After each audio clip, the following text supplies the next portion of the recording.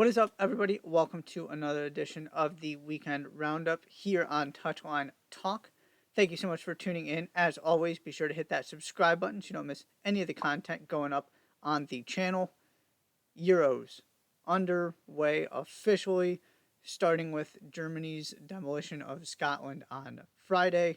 So, I'm going to use this video to talk about kind of some takeaways and main things that I have noticed so far. Obviously, only a few games in, but there are already some storylines and kind of themes emerging. First, there's this group of players who have clearly established themselves at the club level, most of them in their early 20s, becoming household names, but haven't necessarily done it on the international stage, whether that's because they haven't gotten the opportunity yet or because their teams have not been super successful in the 2022 World Cup or kind of their short national team careers. But they're big names. You could easily identify them as players who might become kind of the breakout player, the big name coming out of this tournament. And every single one of them that's played so far basically has delivered. And it started 10 minutes into the tournament.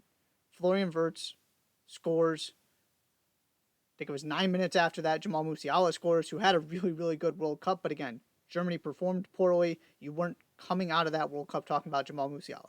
Wirtz, it took him 10 minutes at a major tournament to get his goal. Then the next guy with all the hype, Lamine Yamal for Spain, absolutely obliterates Croatia's left side of the defense. Gets the assist, a beautiful, beautiful cross for Danny Carvajal's goal. By the way, he doesn't even turn 17 until right before the tournament ends. He absolutely delivered on all the hype. And then Jude Bellingham goes out and scores a goal too. Not a great performance from England, but they get the goal, they get the 3 points, and move forward. Those four guys, you could, and there are a couple other ones that I listed in my preview, but this is one of the things I was looking for in this tournament because you can clearly identify these guys that you know how good they are because of what they've already accomplished at the club level despite being so early on in their careers. Lamine Yamal also started for Barcelona. He's one of Spain's most important players and he's 16 years old. It's not surprising that he was excellent. But to see all of these guys, one after another, deliver immediately on the big stage, whether it's guys like Bellingham and Musiala who showed some really, really good signs at the 2022 World Cup and are now hoping to kind of elevate themselves by being key pieces of winning the tournament instead of just participating, or it's the Florian Wirtzes, the Lamine Yamals, guys who haven't really been on the stage before but had excellent club seasons. So far, they are absolutely coming ready to go right off the bat. That's the thing that has stood out to me above all else. Got a couple more guys that I was thinking about that haven't got an opportunity to play yet. We'll see if this keeps going, but you kind of learned 10 minutes into the tournament that these guys were ready. Florian Wirtz showed it, Jamal Musiala showed it, Lamine Yamal showed it, Jude Bellingham showed it, and all of their teams coming away with good results to start the tournament. Number 2. It took Landon Donovan probably somewhere between 3 and 5 minutes on the commentary of that Germany-Scotland game to point out that you're playing a dangerous game by letting Toni Kroos just sit there on the ball and do whatever he wants. And sure enough, goal 1 starts with Toni Kroos switching the ball to the other side of the field. Goal number 2 starts with, and I believe there was another runner where he could have basically done the same thing again, maybe even in a more dangerous situation, but instead chose to, take out 3 defenders with a pass to Okay Gundogan right up the middle of the field, a pass that, for reasons beyond comprehension, was able to be completed. But the point being, he had options of what he was going to do, and he chose that one. Ultimately, you get Havertz involved, and Musiala finishes it off. And yeah, Landon Donovan saw it 3 minutes into the game, and once he said that, you just sat there going, "Oh yeah, this is not going to work." I don't know what Scotland was doing tactically. That was one of the most confusing game plans I've seen in a long time. But Germany was brilliant. Tony Kroos was brilliant. And the point I really want to get to is this. Obviously, a lot's been made about the fact that he's retiring, the fact that clearly he can still play at the top level, and there's no reason to believe he couldn't do that for another couple seasons at least. You go look at his, club teammate Luka Modric, for example. Ronaldo's still scoring goals. Messi's still a very, very, very good player, of course. It's not like he had to hang up the cleats now at 34.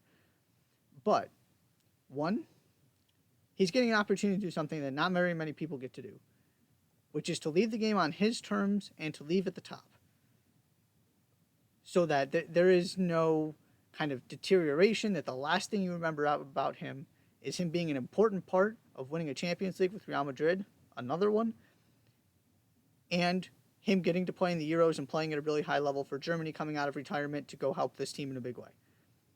On top of that, this is the one trophy he hasn't won. He's won just about everything else that he could possibly have in his career. This is the one he doesn't have. This is an opportunity to win this trophy and to do so at home.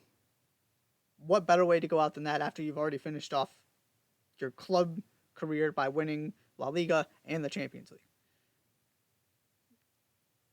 Not only is he going out in style in terms of the way he's playing and what you are going to remember of his career, this kind of renaissance the past couple seasons, and him, this is one of the best seasons of his career he's having.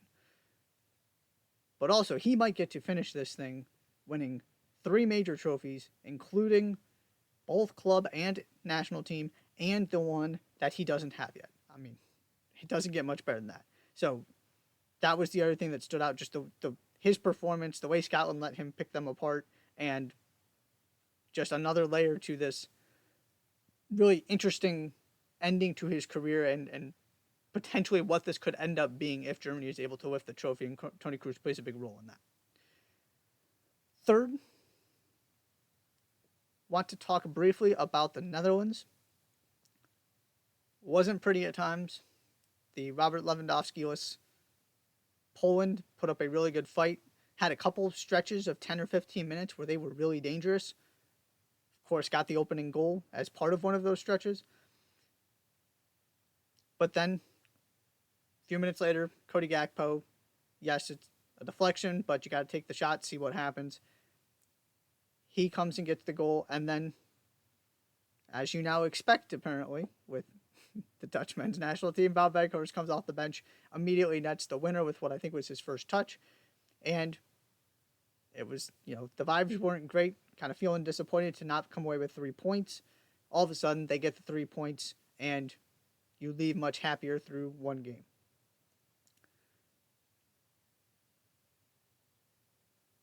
Weghorst and Gakpo were the only Dutch players to score multiple goals at the 2022 World Cup. If you remember, Gakpo basically carried them through the group stage, where it wasn't always pretty, kind of like this game, but his goals were sort of enough to get them in pretty good position, to get them through to the knockout stage. And then, they handled the U.S., got some goals from wingbacks in that game, and then it was Wout Weghorst rescuing that game against Argentina, sending it to extra time. Ultimately, they come up short in penalties. Nobody else on that team scored multiple goals in that tournament. Some of the players who did score aren't even on this team for reasons of form and injuries. This game looked so much like the 2022 World Cup for the Dutch. That's what really stood out to me. And so I kind of felt this way coming in, and I certainly feel this way after the first game, that this is what it's going to have to be. Gakpo has to carry this team and be the primary goal scorer. You know what they have defensively. Maybe Jeremy Frimpong can get involved. To me, he is the X factor. I wanted to see more of him. He came on late, didn't make too much of an impact. That's what could make this difference, is that you have another guy who can really cause problems and gives you some creativity. But until Frimpong becomes a regular part of this team and is actually getting minutes and maybe even getting starts, you can't bet on that. So it's got to be Gakpo. And you need plan B. Because plan A, the attack is just not good enough to execute plan A game after game. And in a knockout tournament with so many high-quality opponents, sometimes plan A simply isn't going to work. I talk about this all the time when it comes to tournaments, knockout style competitions. You got to be able to do something different and find ways to win. About Veghorst, say what you want about him. I personally believe he's gotten some really unfair criticism, but it's been a while since he's produced a big time season at the club level. He is showing you he can be that. Obviously, it's a completely different style of attacking philosophy when he comes in. It's completely changing the approach. But if he keeps delivering goals, he doesn't need to start. You don't need to overthink and overreact to everything and play differently. But there will be times where you need to throw something different at an opponent. He's showing you he can be that option, be that other idea. That is an incredibly valuable thing. And so to me, if the Dutch are going to go far, they're going to make a run to the semifinals, to the final, do something more than just kind of get what we expect, which is probably the quarters. Both of these guys are going to be a huge part of that. Gakpo's got to keep scoring goals, got to keep leading the attack, and Veghorst has to be a threat off the bench. You don't need to rethink everything you've done and the philosophy that you've built if you're Ronald Koeman. But you've got to be willing to change when the game calls for it and adapt. And you need Veghorst to be able to execute and make that change worth it. And this is now, 2 games in a row at major tournaments, he's been able to do that. So that was the other big takeaway for me. Not too many shocking results over the first couple days. Most of your traditional powers, your favorites, got the job done. Thought Croatia would give Spain more trouble than they did. I guess that's the final thing I'll say. From a Spain perspective, I do want to see this again. But if you watch that game, if you look at the numbers, it's all telling you the same thing. They are a more multi-dimensional attack, talking about winning different ways. They've got different ideas now too. That first goal, Alvaro Morata going right up the middle of the field. Fabian Ruiz plays in a really good ball. That's not something you typically associate with Spain. But they are getting different ways to score goals. Lamine Yamal offers something completely different with his individual skill. Still, to me, they're the 5th or 6th favorite here. I'm just not sold on the overall talent level.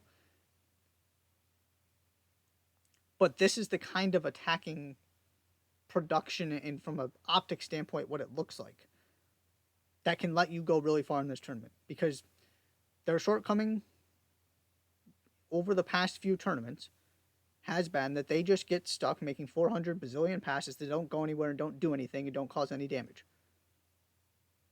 That's fine to be a general style of play. But then what is the alternative, the thing that you can do differently? They're showing you they've got that right now. So that's a really good sign for Spain. We'll see if that continues. That is all for this edition of the Weekend Roundup. Thank you so much for tuning in. Be sure to hit that subscribe button, and I'll see you next time.